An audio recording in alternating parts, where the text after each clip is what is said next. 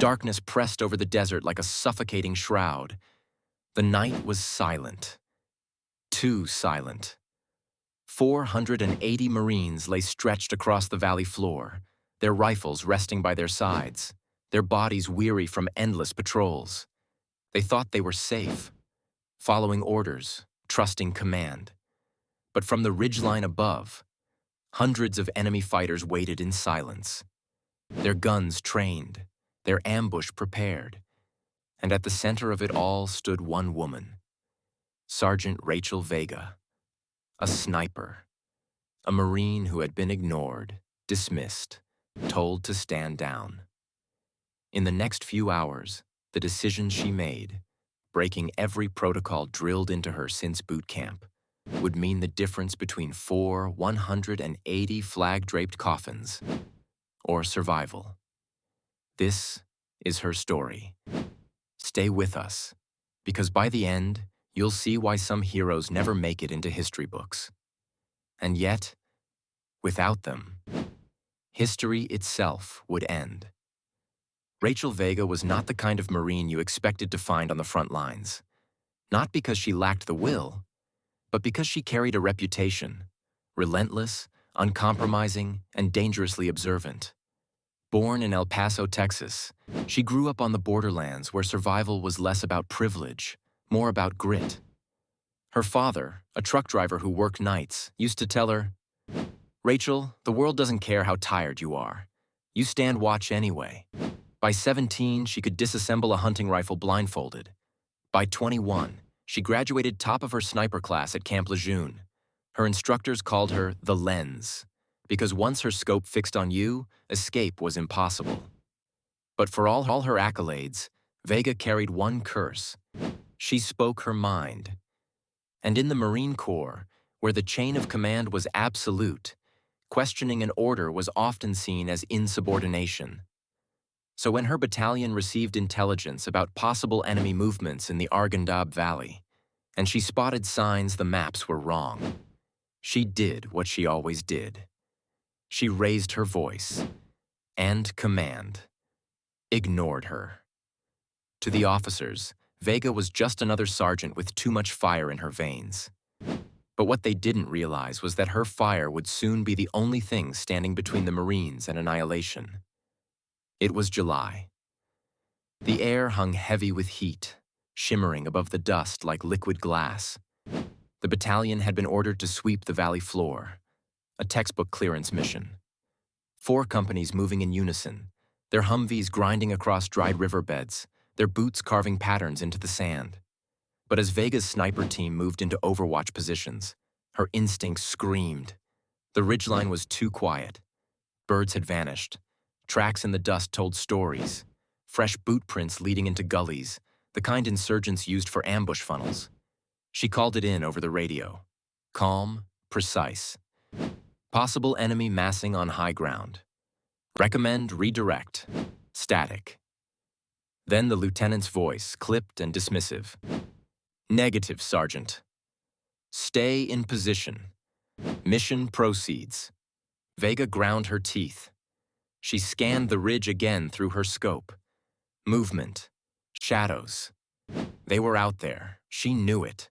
She leaned toward her spotter, Corporal Diaz. They're setting us up. If they open fire from that ridge, the valley becomes a kill box.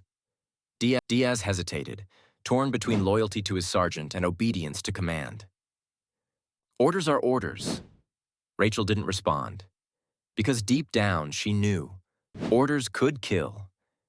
It began with a sound no Marine forgets, the whistling scream of an RPG cutting through the night sky. Then, impact. A fireball erupted as the lead Humvee exploded, metal tearing apart like paper. Seconds later, the ridge lit up with muzzle flashes, hundreds of rifles unleashing a storm of bullets. Chaos swallowed the valley.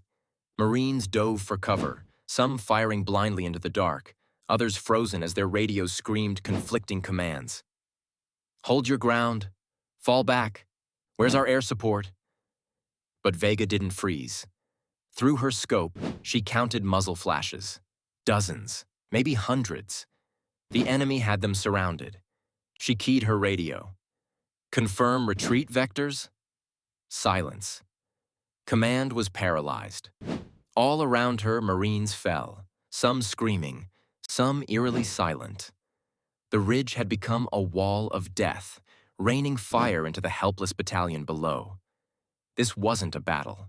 It was an execution. And Vega knew. If she obeyed orders, they would all die. "Diaz," she whispered. "I'm going up." The corporal's eyes widened. "That's suicide." "Not if I crawl low enough." She slung her M40 sniper rifle across her back, belly to the dirt.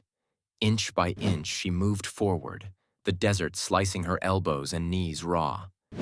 Above her, tracers streaked across the sky like demonic comets. Behind her, 480 Marines lay pinned, their survival tied to whether one sniper dared defy orders. She reached a rocky outcrop halfway up the slope. Dropping her pack, she unfolded the bipod and set her scope on the nearest muzzle flash. Exhale. Trigger squeeze. One insurgent down. She shifted, fired again. Another fell. The enemy hadn't noticed her yet. The chaos of their own barrage masked her shots. But each bullet she sent tore a gap in their firing line. One rifle became two. Two became five. Within minutes, Ghost 206, Vega's call sign, was carving holes in an army. But it wasn't enough, not yet. At 400 yards, an enemy machine gun team set up to rake the valley. If they opened fire, Marines would be shredded in seconds. Vega shifted her sights, heartbeat steady. This one matters. She lined up the gunner. Exhale. Squeeze. The round punched through his chest. The loader reached for the weapon. Another squeeze. He collapsed. The third insurgent froze, terror in his eyes before fleeing into the shadows. For the first time all night, the ridge went quiet. The Marines below noticed. Heads rose from cover. Someone shouted, "Ghost 206 is firing!" The phrase spread like wildfire through the valley. Men who thought they were already dead suddenly had hope. Command, still indecisive, could no longer deny it. Vega was buying them time. And with time came survival. Word finally reached higher command. Air support scrambled. Gunships thundered overhead, strafing the ridgeline, tearing apart enemy positions. But the battalion was broken, scattered. Extraction convoys were ordered in. As Marines began to pull back, Vega didn't move. She kept firing, covering every step. Her rifle overheated, her hands blistered, her vision blurred from dehydration. But she did not stop. Every Marine who sprinted toward safety heard the same thing. The crack of her rifle above, the invisible shield keeping death at bay. By dawn, the ridge was silent.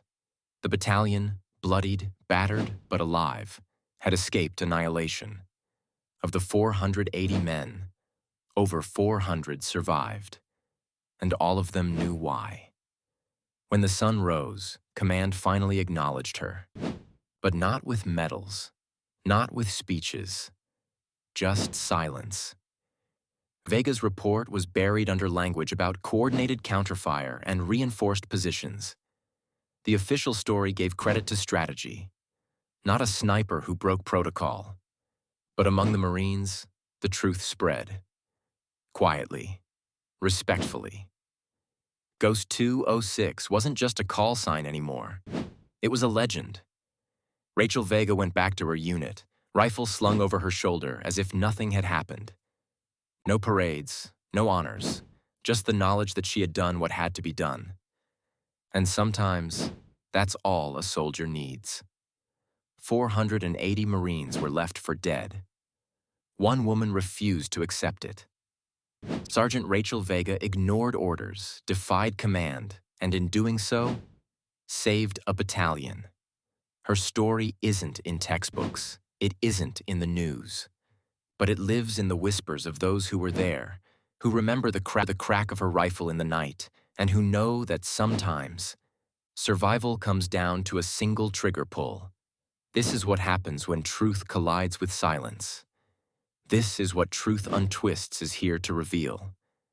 If this story moved you, if you believe unsung heroes deserve to be remembered, then don't let it vanish into the dark.